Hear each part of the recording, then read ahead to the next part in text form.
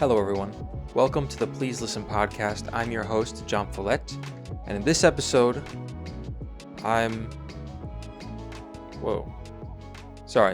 if you catch me throughout this episode intermittently looking at my Apple Watch, it's because I have the Odyssey movie.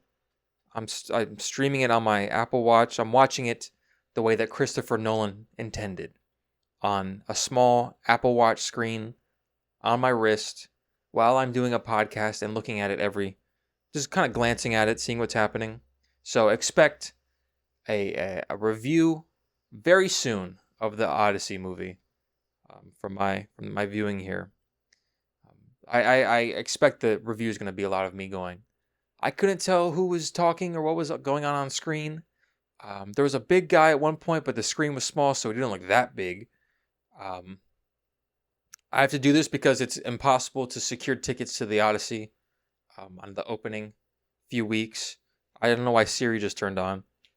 But, yes, I saw videos I saw people bringing lawn chairs to the theater because they bought the wheelchair handicap seats, so they're just going to plop down a foldable lawn chair and just sit there, which is pretty smart. And I saw people reselling the tickets for the movie for like hundreds of dollars. And I mean, I have a ticket. I'm seeing it in a few days, I think. So a couple weeks after the movie came out. But I didn't pay $500 for it, and I haven't seen any kind of spoilers for it. I know that the Odyssey book is as old as time, but I haven't read it. I saw the SpongeBob movie. The SpongeBob movie is an adaptation of the Odyssey in some ways. And, I'm probably going to have to do the lawn chair hack soon for Avengers Doomsday, because those tickets, they went on sale last week when the trailer dropped, and those are selling like hotcakes. Those are selling like funnel cakes. And it's kind of, theaters are packed. Everybody's seated. Everybody's got their tickets. Because this Avengers Doomsday, I tell you, this is a big event.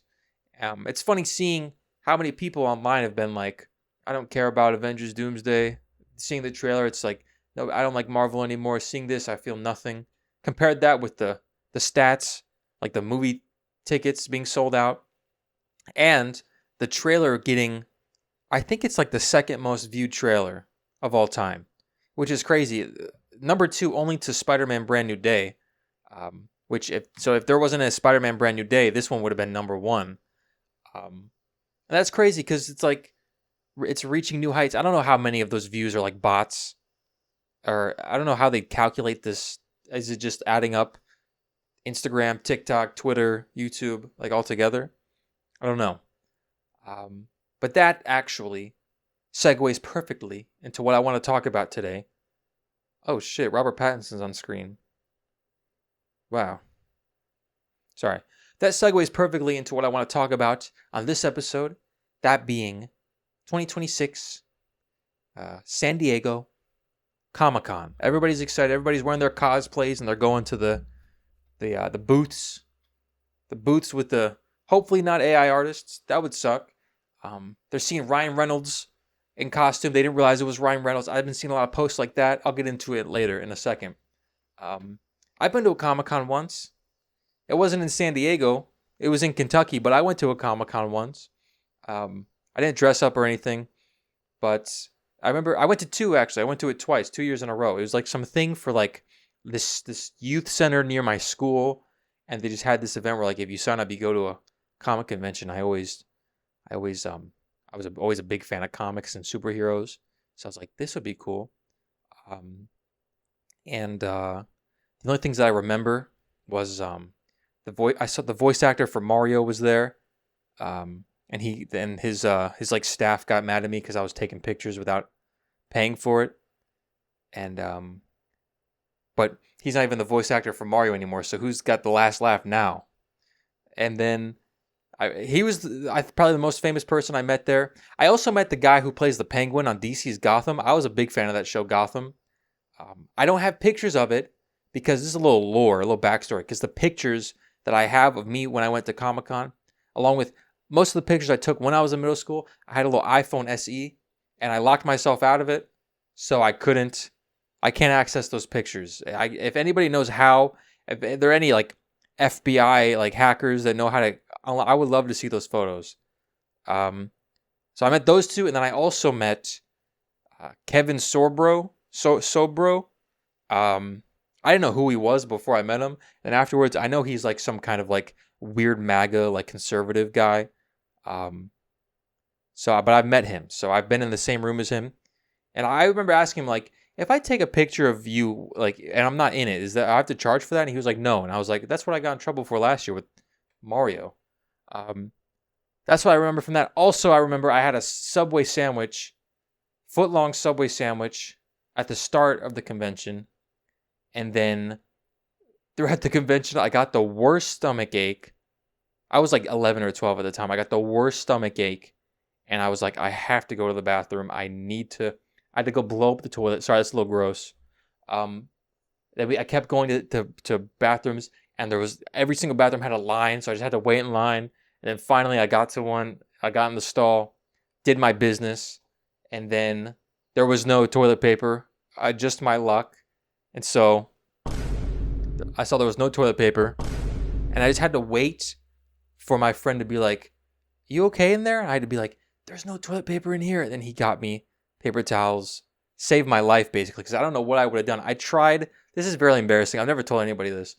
I tried to reach under the stall to like get the paper towel thing from the stall on the other side. I didn't know where it was or if it was even there, but I was just reaching.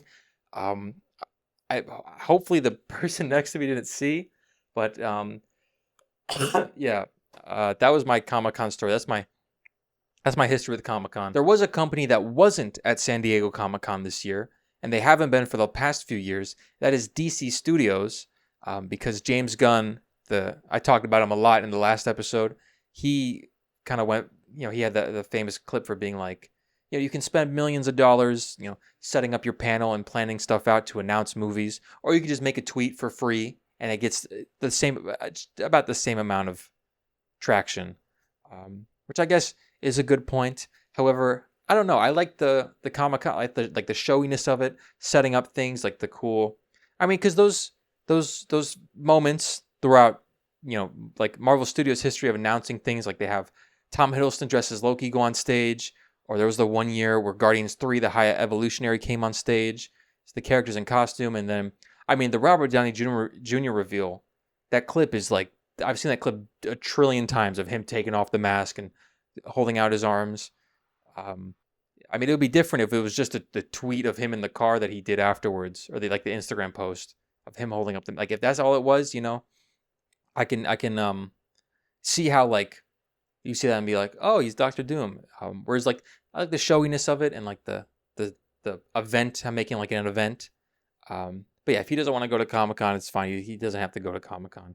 However, I think the cast and maybe the director or someone of the Clayface movie, which is the next DC movie, they were there at Comic-Con. I saw interviews with them where they were at Comic-Con.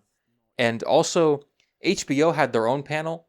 And they premiered stuff and had the cast of the Lanterns show, which is the next DC show coming out. So their two next things were at Comic-Con, but they didn't have their own panel. And they released trailers for both those things, Clayface and Lanterns, a few days before Comic-Con, pretty close to each other. And I wanted to talk about those real quick because I love talking about DC. I know when it comes to DC, I'm so pessimistic now, which is weird. I guess it's weird to see me be like, the Marvel stuff is cool, and then me to be so overly critical about the DC stuff. I don't know. Maybe I'm biased. Maybe I'm just a Marvel fanboy. But the Lanterns trailer came out, and this I've been holding my tongue to talk about. DC Studios Lanterns, which is going to be their next show. It's the next thing coming out. It's coming out in August, mid-August. And it's an HBO show about Green Lantern, who is, I remember always loving reading Green Lantern comics when I was big into reading DC comics. And this one actually stirred up a lot of controversy. When that first teaser came out, because you watch the show, you hear a Green Lantern show, and then you watch that teaser, and it's basically just a normal detective show. And the show's called Lanterns too, like not Green Lanterns. So it's like, and there was that clip of the director or showrunner saying like, we had to get rid of green in the title because I don't remember. I'm not gonna put words in his mouth, but he was like kind of playfully making a joke about the silliness of the Green Lantern lore or the moniker. And a lot of fans got mad at that. I think rightfully so. I mean, I don't know. It's a tricky one for me because I am of the belief that something doesn't have to be comic accurate for it to be good. Obviously, the MCU has taken many, many liberties with the source material. That was a big thing with the Supergirl movie. That one's maybe a little worse because like when they were advertising the movie, they made sure that people were aware of the source material, like that specific book, and they're like, go read this book. It's based on this. And then the movie came out and they changed a lot of things. Most of the things that people liked about the movie, especially the ending, which is kind of crazy. Like they had the complete opposite lesson as the source material. However, yeah, I don't think something has to be comic accurate for it to be good. That being said, as soon as the show was announced and we heard details about it, like this is going to be a true detective inspired, gritty, Earth-based show, I was like, everybody was so excited about it. I would see forums and people discussing it, and everybody was like, this is at the top of my list. Because they like the showrunner or they're just like big Green Lantern fans. But when I read like the details and like the plot synopsis, I was very like, this does not sound appealing to me. Because like when I think about Green Lantern and the mythology and the comics that I read, the details that were coming out about this show seemed to be like the antithesis to all that, like the exact opposite of what I imagined when I thought of Green Lantern. And when this first teaser came out, the entire DC fandom turned on the show. Everybody was hating on it. The lack of green, the lack of like, it was kind of like unrecognizable to someone who was like a fan of the character. And there was a second trailer that kind of got more well received. I think how well the fans received the trailer was kind of it was correlated to how much green they showed in the trailer and how much like constructs that they show. That's what the powers of the Green Lantern ring like makes them. They can make like big constructs. So like big, like he was in there was one in the Superman movie. There was a Green Lantern in the Superman movie. And like people are getting upset at like because I'm saying this like we don't know what the show's gonna be because it's still just trailers. That's why I've been waiting to talk about it. So I could be proven wrong in the near future, in August. But like it seemed to be changing things about the lore that people didn't like. I don't mind the fact that Hal Jordan, who's like in the comics is like the main Green Lantern. He's like the most popular one. In this one, he's like kind of older. In this show, he seems to be kind of older, and it seems to be like he's kind of giving the ring to John Stewart, who's like the second most popular Green Lantern. And people like speculate that it's like setting John Stewart up to be like the main Green Lantern, and then Hal Jordan's gonna like retire or most likely die in this. People don't like that because people are big fans of Hal Jordan. I don't have a problem with that. I do kind of like how this Hal Jordan like has a history. And you see in this new trailer, I guess I could talk about the new trailer. You see like Sinestro, there's a scene where he talks to Sinestro like in like the space jail, and they have a history with one another, and they both look old, but look so old. And it helps because that's what I like about this new DCU because it seems to be lived in and developed. Like superheroes have existed for like a few decades, and characters have just been doing stuff, and characters have histories with one another. So I don't mind them setting up John Stewart to be like, this is like John Stewart's origin story, and Hal Jordan's kind of passing the torch. I'm imagining like if they made Hal the main Green Lantern for like years, like I don't know if it's like maybe like 3 seasons of a show or like a trilogy of movies, and then they introduced John Stewart and they were like, this is the new Green Lantern, and they had Hal pass on the mantle. I'm just imagining because they tried to do that with Captain America in the MCU, and it's kind of the same here where it's a white guy giving his mantle to a black guy, and being like, this is the new version of this character. And fans don't like that. A lot of fans don't like that. So I think it's good to start hearing, be like, treat Hal as like a mentor type character and be like, John Stewart is the main Green Lantern. And this new trailer, it has like elements that I'm actually excited to see. This is what got me, like this trailer got me interested to watch the keep up with the show week to week. Like I mentioned, like Sinestro, it looks like they're actually going on like different planets. And they introduced I guess the main threat of this series, which is called these manhunters, which is like, I think they're like shape-shifting aliens. I don't know if that's the thing from I know there's Martian Manhunter from the comics, and he can shapeshift because he's a Martian. I don't know, are they also all Martians? I'm not sure. And so I guess the plot is aliens trying to invade who can disguise themselves as anyone, as humans, which is sort of similar to the plot of Peacemaker Season 1. There was also an alien race trying to invade, and they could take over the brain of a human and pretend to be them. Also, the plot of Secret Invasion, Marvel Studios' Secret Invasion. Hopefully, it'll be difficult to be worse than Secret Invasion, but I have faith in them. So if this is like a good version of Secret Invasion, I'm down. That being said, it does still kind of bug me how they're making like this into like a grounded detective show.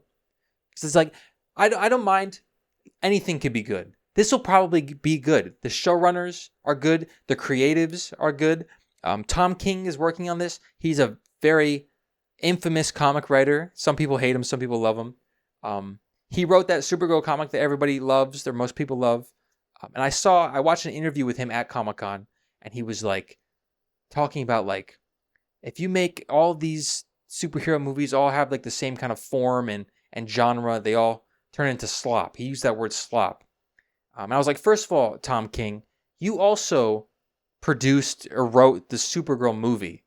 And if that's not slop, I don't know what is. So I don't know why you're grandstanding about superhero movies. Sorry, maybe that's too harsh. But his point was like, the stuff and James Gunn has also expressed this, like, things in the DCU, they're not all just going to be like tried and true or like straightforward superhero movies. They're not all going to be that. Things are going to be like genre pieces, such as Clayface, the movie that's coming out. That's like a straight horror movie, just with like a DC character, and that would make sense. I get that one.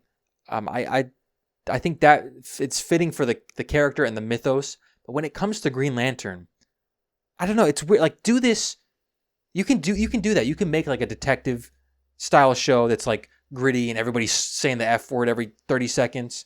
But do that with like a different character, like do that with like The Question or like Batman. Batman's a detective, but like you're doing this with Green Lantern, and you look at the posters for this show that they're releasing. I imagine just telling someone like we're making a Green Lantern show, and then you show them the poster, and it's two guys in jackets and jeans, and one of them has a green ring. That's it. I don't know. It's very underwhelming for me. I mean, it's like, maybe that's just like my pet peeve, where creatives think that like people that make movies and TV, they're like, people can't take them seriously if they're in costume. We have to keep them out of costume until the very, because it's like, why? Sorry, I'm getting too fired up. Why are you gatekeeping the costume to like probably the end of the series, or like the last half or the last 2 episodes? Why are we doing that? Why do I have to earn being able to see the suit that should be like the norm of the character? Imagine in the Superman movie, I had to wait to the last 15 minutes for him to put on the costume. And like they had to keep it a secret throughout all the marketing. Hope maybe they'll release a trailer, because they're probably going to keep Jon Stewart's Green Lantern costume a secret until the last episode. So they're not going to show that in any of the marketing, because the whole show is about him learning to be a Green Lantern and earning the mantle or whatever. So they're going to be like, oh, you've been a good viewer. You've been keeping up week to week. Here's his costume. I mean, hopefully it doesn't look shitty like the Hal Jordan one. Sorry, I'm getting too fired up about this. I mean, it's baffling to me, especially since James Gunn, the head of this DCU, throughout his career has been so good at putting comic book characters in their costumes and embracing like this. It's because superheroes are inherently a stupid concept. It's silly, but you can make people invested in that. He did that with some of the silliest characters with his Guardians of the Galaxy movies. And so now it seems like he's done like a complete 180. And like I've said, this show probably going to be great. James Gunn was like, I love the script for this one, so it's probably going to be well written, and I'm going to like the characters. But like those, it's just more personal things for me where I'm like, wow, I can't wait to watch two guys in jackets. I like the look of the power battery in this, the way it like plugs into the ring plugs into the power battery. I thought that was cool. Nathan Fillion's Guy Gardner Green Lantern was cool in this too. I like having all three of those because those are the ones that I'm most familiar with. Those three, Hal, John, and Guy. I like having them all in a show together. That was, if you told me that when I was like 12, I would have been like, hell yeah. There was also a trailer for Clayface that came out, and I think this is a good example of doing a genre piece for a superhero character, because Clayface, the idea of Clayface is that he, well, in this version and in some versions in the comics, he's an actor whose face gets disfigured, and he turns himself into like this monster who, in an attempt to make himself beautiful again, he turns himself into this monster who has like a clay face, pretty much. That's why he's called Clayface. And I think that fits the character and the mythos surrounding it. And there are some moments in this that are genuinely upsetting. That scene with him on the plane and he has the scissors, and because like his clay like eye like kind of melted over, so he's trying to like cut it open. So upsetting. And I know they put him on like a plane in that scene just so they could have like the turbulence. So like you're like, oh my god, he's gonna cut his fucking eye out. I think that I'm excited for that movie. I'm seeing a horror movie about Clayface. I think it's gonna be interesting. But and also that the producer for that movie, one of the producers is Matt Reeves, and Matt Reeves is the director of Robert Pattinson's The Batman movies. But this movie is not going to be set in the Batman universe. This is set in the DCU with Superman and Peacemaker. So it's weird that he's, maybe at one point it was going to be in the Batman universe. I saw the cast were like joking about trying to get Robert Pattinson to make a cameo in the movie. So that's just not confusing at all. And this one, I mean, it does look more in line with the Batman universe. Speaking of the Batman and Matt Reeves, there was a controversy a few weeks ago surrounding the Batman sequel, the Batman Part 2, because they released like a footage of like a test footage of Robert Pattinson in the Batman suit. But the controversy is that they delayed this movie again to like 2028, maybe like March, was it?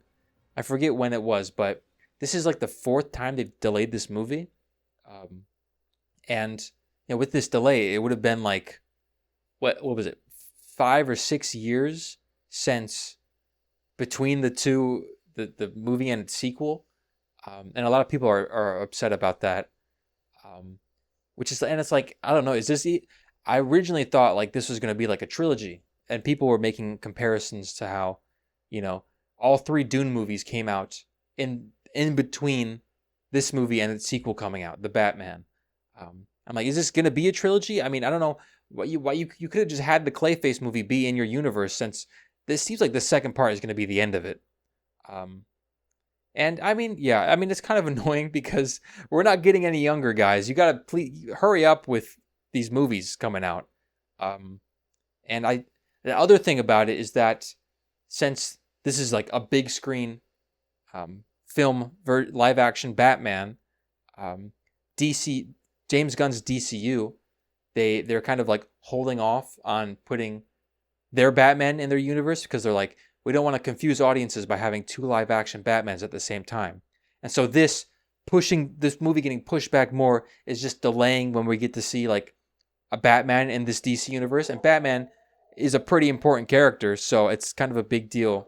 But yeah, if the movie's good, you know, it's fine. Even if I'm going to be 50 when I see the third one, that's all right. Anyways, that's my DC talk out of the way. It's time to get more positive as we talk about Marvel Studios' Hall H panel. I was very excited for this one. I was awaiting what kind of announcements they could make because, you know, besides Doomsday, Spider-Man, and Secret Wars, we don't really know, and Vision Quest, we don't really know what kind of things they were gonna, like, what's next for the MCU. I know there's like an X-Men movie coming out probably after Secret Wars, but after that, we don't really know what the MCU is going to look like post Secret Wars. I thought it would be interesting if I recorded my live reaction to the Comic-Con panel. This is my live reactions to the Comic-Con Marvel announcements. This is a bit of short notice that I'm recording this because it's already started. So right now, Kevin Feige and Robert Downey Jr. on stage. They had a little Herbie, little robot up on stage. I don't know if that means some kind of um, Fantastic Four announcement. Ryan Coogler is reportedly there. I think they're going to. I think Denzel Washington's also there, and he said that he's going to be a third Black Panther movie. So I think they're going to announce something about a third Black Panther movie. I'm getting my predictions out fast in case anything gets fucking announced right now. Other predictions, maybe something about the X-Men, maybe a cast announcement for the X-Men. So hopefully something about Daredevil Born Again season 3. I would love to see that. I know they just finished filming like a week ago or like a few days ago. They just released a trailer for Doomsday. Maybe like, I mean, they'll probably do like exclusive Comic-Con footage for attendees. Something related to Spider-Man maybe. I saw some crazy predictions. Some Marvel fans don't know what the hell they're talking about. People saying like they're gonna reveal who Sadie Sink's character is in Brand New Day. I don't think they're gonna do that. Going for some crazy predictions I read in the Reddit thread. Miles Morales movie announcement. What the hell? Armor Wars is still happening, guys. I know you didn't like Secret Invasion and the Rhodey twist. And the thing with the Ryan Gosling rumor, I I I think it's true because I remember seeing the rumor that Tony Stark or not that Robert Downey Jr. was going to be announced as Doctor Doom and being like, that's not going to happen, and then it fucking happened. Okay, no show announcements is what they just said, so nothing about Daredevil. They said they're going to kill the director of Secret Invasion. A trailer for Avengers Endgame Encore. The re-release of Avengers Endgame is playing. I wonder how the movie will end. The re-release for Avengers Endgame will come with an exclusive look at Avengers Doomsday. Includes a lot of shots of Steve's stone return journey. So everybody who's been begging to see Steve return the stones, maybe they'll get a couple scenes of that. Of Steve having to turn the reality stone back into a liquid. Going to put it back into the ether. I'm thinking of the guys who were at the Comic-Con panel with their phones texting live updates. I mean, I'm grateful for them. They're a very Vision Quest coming October 14th. Nice. Okay, this is so show announcement after they said they're only talking about movies. Fucking liars. Josh Horowitz is there. That guy's always in the. Oh. Okay. Ryan Gosling confirmed to be Ghost Rider. Damn. 2028 Ghost Rider movie. Oh my god. Ryan Gosling's on stage. I like Ryan Gosling ever since the. I love all of his movies, so that's great. Having him be the main character of a. I gotta see. I've never seen those old Ghost Rider movies. The only version that I'm familiar with is the one from Agents of Shield. They're killing Nicolas Cage live on stage. That's awesome. I saw a picture of the logo. It's pretty cool. What the fuck? John Bernthal's there? Oh my god, if they say a Punisher movie, I'm gonna piss my pants. Okay, he's here for the Spider-Man movie. Hopefully he reveals Punisher nude scene. Exclusive scene from Brand New Day. Not the one with Claire, because apparently she got cut out the movie. I just learned that like a few seconds ago also. Oh shit, the Russo brothers are on stage. The Russo brothers have taken the stage for Avengers Doomsday. Are they gonna give it back? Na na na na. Na na na. Oh my god, I'm in Avengers Doomsday. They just announced me. The cast is taking the stage. There's like 50 people on there. It's a big stage.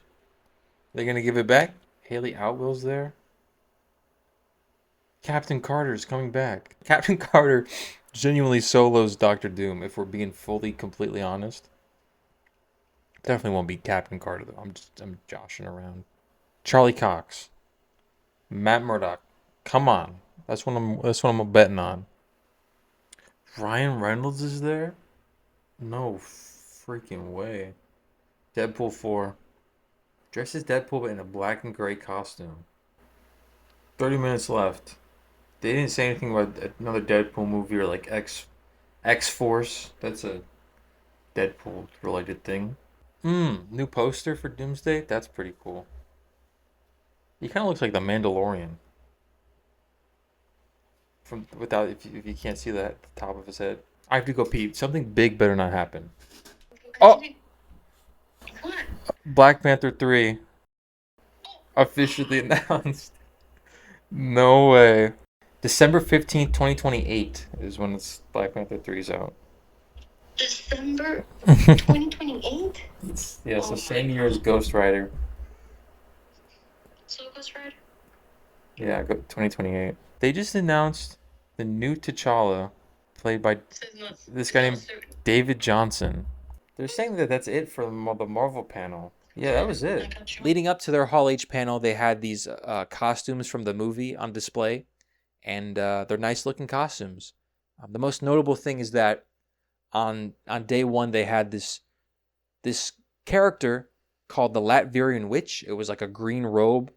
The mannequin was like a woman, like dressed like a green robe, similar to like Doctor Doom. Like they had like Doctor Doom style design, and that's what was there on the first day, and everybody was like, Latverian Witch, what is that? And then the next day they replaced it with a purple one, I think. And then on the next day they replaced it with an orange one. So we had three different colored Latverian witches, and people were like, "Who are these characters?" And people have been speculating about which characters they are. They're like, maybe it's Scarlet Witch, maybe it's Clea, maybe it's the Ancient One. I have no idea what it is. I heard they said during the panel when they were talking about Avengers Doomsday, I think Robert Downey Jr. was like, some characters are gonna side with Doctor Doom. So I think maybe we're gonna have some. Maybe they're gonna be variants of characters that we know. I don't know. Maybe Scarlet Witch. Maybe they just double down and they're like, yeah, Scarlet Witch is fucking evil. She's siding with Doctor Doom. They're like, we brought her back and she's still evil. Take that, Wanda fans. Um, and they had a lot of the cast from Robert Downey, or no, that's not what the movie's called. A lot of the cast from Avengers Doomsday on the stage. A lot of big names. Pedro Pascal, Chris Evans was there. They showed Haley Atwell, who's Peggy Carter. She's going to be in the movie, which most people, assumed would happen because we're going to see, Steve back in time to live with Peggy. What was the other thing I was going to say? Oh yeah, there was a trailer, exclusive Comic Con trailer, exclusive footage that they showed to the people that were at Comic Con, and I saw a leaked like shitty like recorded camera like blurry footage of that trailer, and they showed a lot of new footage, and they established I really like this trailer, even in the potato quality that I saw it in.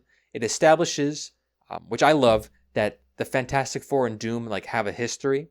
The trailer shows like Sue Storm being like, Doom, he used to be so nice and caring, and now he's evil. I should have known when his last name was Doom. And there's a great moment with there's Doom. He's like, I think they're standing in like this destroyed like city or something, and Mr. Fantastic, played by Pedro Pascal, he's like, Victor, did you do this? And he's like yelling like, was this you? And so it seems like there's gonna be a moment like at the beginning of the movie, they're gonna be like, oh, oh, my buddy Doom, my great nice fella. His name is Doom. His name's Doom, but he's a good guy. And then later in the movie, Doom is gonna reveal like he's done some horrible things, and that's when they're gonna be like, he's evil.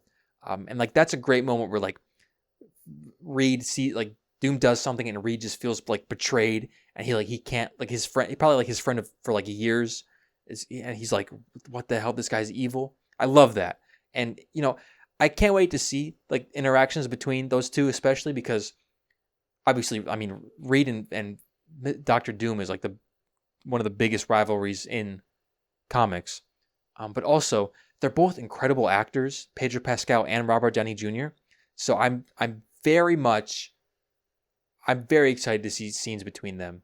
Um, then there's like added lines to the scene where Doom stops Thor's hammer, or Thor's axe, Stormbreaker.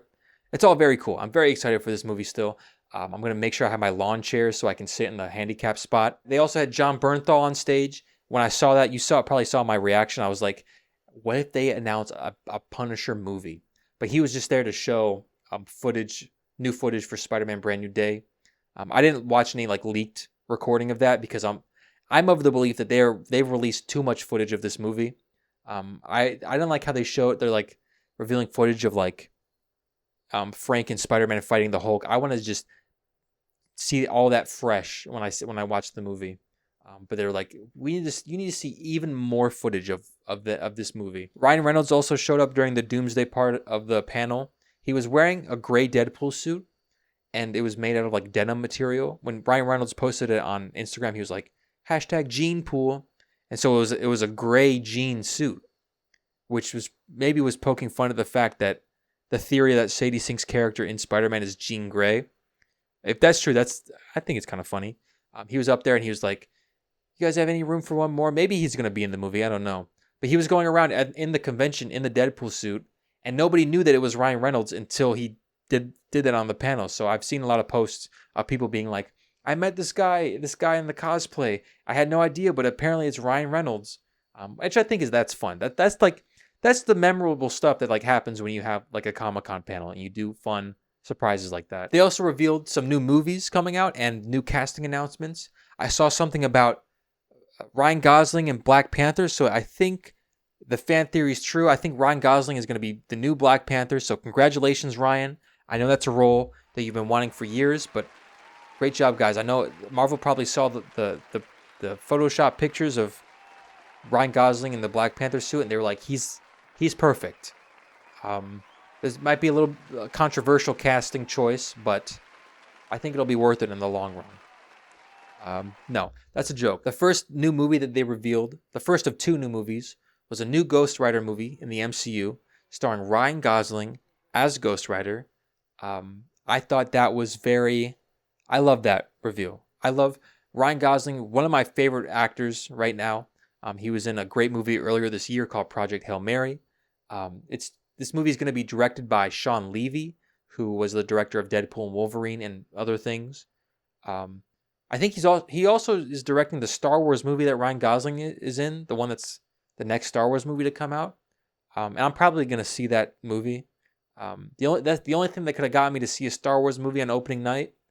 Ryan Gosling is the lead. I saw a lot of people hating on Sean Levy and being like, I was going to see this movie, but Sean Levy is directing it, so I'm sorry, Ryan, I'm going to have to sit out on this one. And I think that's kind of mean. I mean, I've only ever seen Deadpool and Wolverine directed by him, and the episodes of Stranger Things that he did. And I like Deadpool and Wolverine. However, I wouldn't say the direction of that movie was stellar. However, I wouldn't say that about most Marvel movies. There aren't that many Marvel movies where I'm like, wow, the director on this one, man, this is great. It's clear that Sean Levy is good at doing what the studio wants him to do. And he's good at having a good time with actors, It's good. I think it'll be, because I think Ryan Gosling cares about the Ghost Rider character. He's very interested in, and he's always wanted to play the character. So it's a similar thing to Deadpool, because, Ryan Reynolds also cares about his character, and so he wants to do like stuff from the comics and like really take care of the character's like legacy and mythology. I'm sure a lot of people saw Ryan Gosling was going to be playing Ghost Rider, and they were like, oh, looks like they're going to do a goofy comedic Ghost Rider. He's going to be a big goofball. And I know Ryan Gosling in recent years, he was Ken in the Barbie movie, and he was Project Hail Mary kind of had a lot of goofy moments, or his character was kind of bumbling. But Ryan Gosling is a good actor. If you go back in his filmography, he's a very versatile. I've seen a lot of movies with him because he's one of my favorites. Like he could play it straight, A lot of people mention like watch A Place Beyond the Pines because he plays it straight in that. Which is true. Watch the first 40 minutes of A Place Beyond the Pines just to see Ryan Gosling's performance, because that's all you need. That's a little reference to those who have seen the movie. People also reference Drive, which I haven't seen Drive. Maybe I should see Drive, but he can play and also like Blade Runner. He's not a comedic character at all in that one. But he knows how to play like a straight man. I'm not that familiar with Ghost Rider in the comics. I haven't seen the movies, the Nicolas Cage movies. I know people don't like those ones.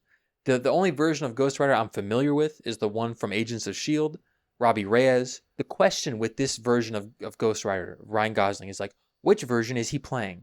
because Ghost Rider is like one of those things where it's like it's a mantle that's passed on to different people, or like a spirit, like a spirit is passed on to different people, similar to like Iron Fist. Iron Fist can be passed on to different people. There have been multiple notable Ghost Riders in the comic books, and people have speculated that he's going to be playing a version named Danny Ketch, I think is the name.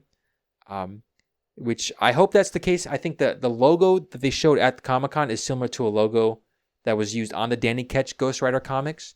And I hope he plays Danny Ketch, because if that's so and he's not playing Johnny Cage, that works with Agents of S.H.I.E.L.D. because in Agents of S.H.I.E.L.D. we see Johnny Cage give the spirit to Robbie Reyes.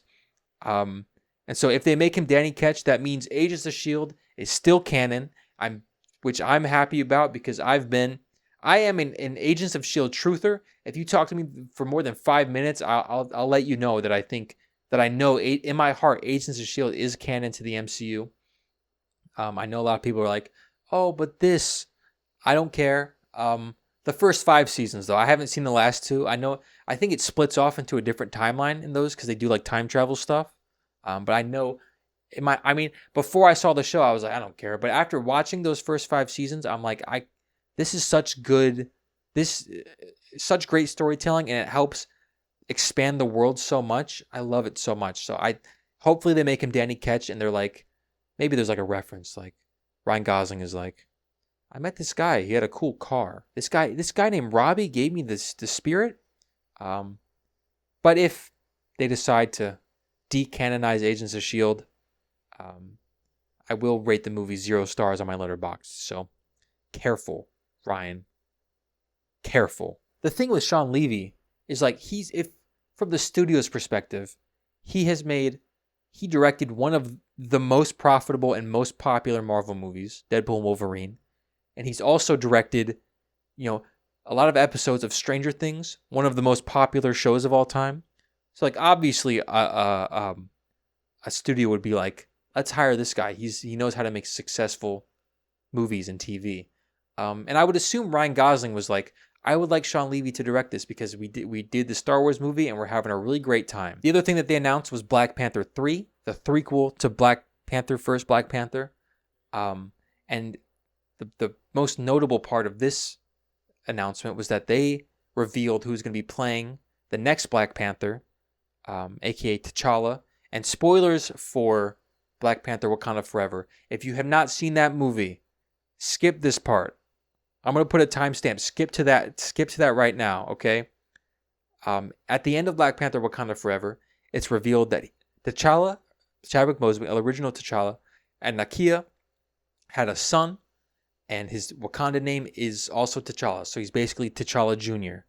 And it turns out, and it looks like in this third movie, T'Challa Jr. is going to be aged up. He's going to be an adult, maybe through some like time travel stuff or whatever universe thing that they do. And so his name's David Johnson, the guy who's going to be playing the new Black Panther, new T'Challa. And people like him. He's a good, people say he's good. I don't think I've seen anything with him in it. Here's the thing with that announcement. I'm planning on making it an episode of the podcast where I talk about like my MCU, like hot takes and opinions.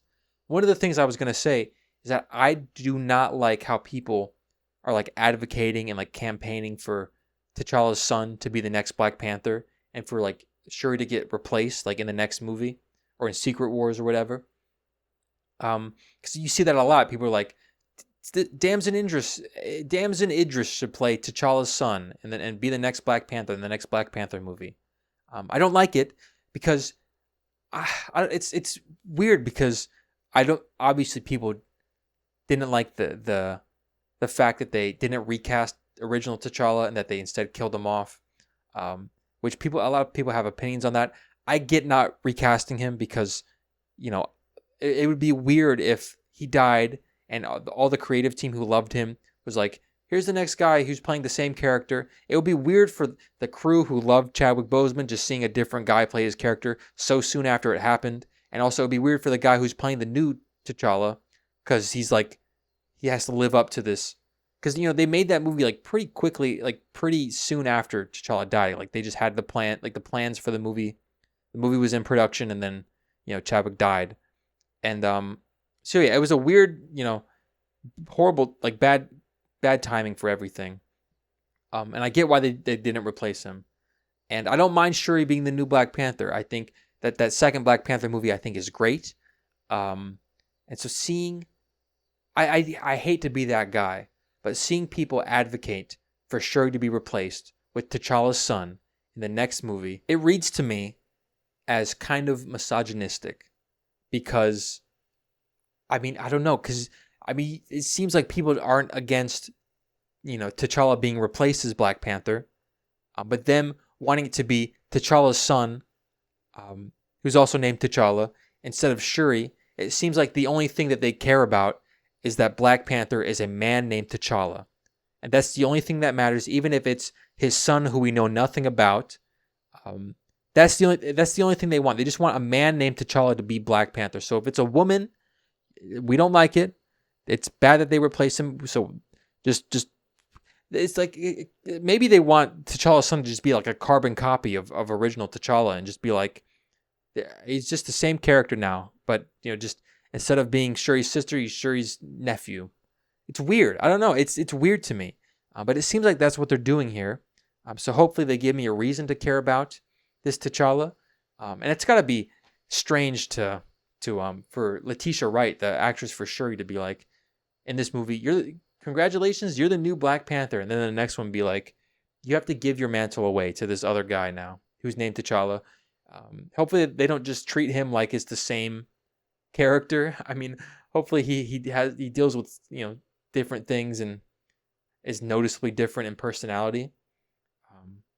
But yeah, we see. I mean, the Letitia Wright and Winston Duke came up on stage, so they are going to be in the movie, which means that my tier list for who's going to survive in Avengers Doomsday and who will die is 2% correct so far. We know that Shuri and M'Baku are going to survive. We know that for a fact, so check those ones off as being correct. Speaking of videos I made, I released one a few days ago. It's like a satire parody of it was a trailer breakdown for Avengers the Kang Dynasty, which is a movie that got canceled by Marvel and replaced with Doomsday. And it was basically just me doing a breakdown of a trailer, like what if things turned out how they were originally planned in the MCU. So the Eternals came back and Fantastic Four was made by John Watts instead of Matt Shackman.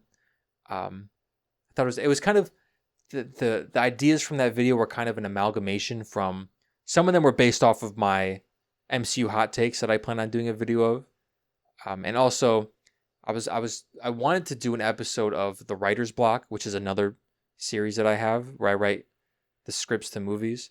I was gonna do a fake predicting Avengers Doomsday, and it was gonna be the joke was I'm giving the MCU fans everything that they want, and it was things that it was kind of just gonna be me airing out my grievances with the Marvel fan base, because I was gonna do things that I'm so sick of hearing people say, Mark Ruffalo's Hulk looking like and acting like Edward Norton's Hulk, and She-Hulk apologizing to men for making fun of them in her show, and also the thing about, I made a joke they're gonna have Deadpool say all of She-Hulk's lines exactly how they were written, and now that's Deadpool doing the same jokes. It's funny now, because that was a thing that happened because She-Hulk has the very famous clip of She-Hulk twerking. It's a little post-credit tag at the end of one of her episodes, and that has been paraded around as the death of cinema. And then 2 years later, the Deadpool 3 movie comes out, and the opening scene, he's dancing to NSYNC or Backstreet Boys or something, and all the Marvel fans are hilarious. And I'm not gonna pass judgment or say whether or not these things are bad, but these two characters are doing the exact same thing, and they garnered completely different reactions. And I think it's funny. I mean, maybe it's just because one of them appeals to millennial men, dancing to Backstreet Boys, and that's probably most of the Marvel fan base. Not me. I'm a Gen Z man. I'm a little bit younger than the typical Marvel fan. And then the other one appeals to millennial women, or even younger women, probably Gen Z women. So I just thought that was very poignant, in my opinion, very poignant. So yeah, it's kind of just, that video is kind of a mixture of me making fun of annoying Marvel fans and also poking fun at the plans that fell through with the MCU post Endgame. But yeah, check out that video, and that's all I have to say for this episode. Thank you all for listening. Next episode, I think I'm going to be talking about Spider-Man Brand New Day, and that's going to be very exciting. I'm so excited to see this movie. Yeah, I'm going to have a lot to say probably. And yeah, thank you all for listening to this episode. I'll see you guys in the next one. Goodbye.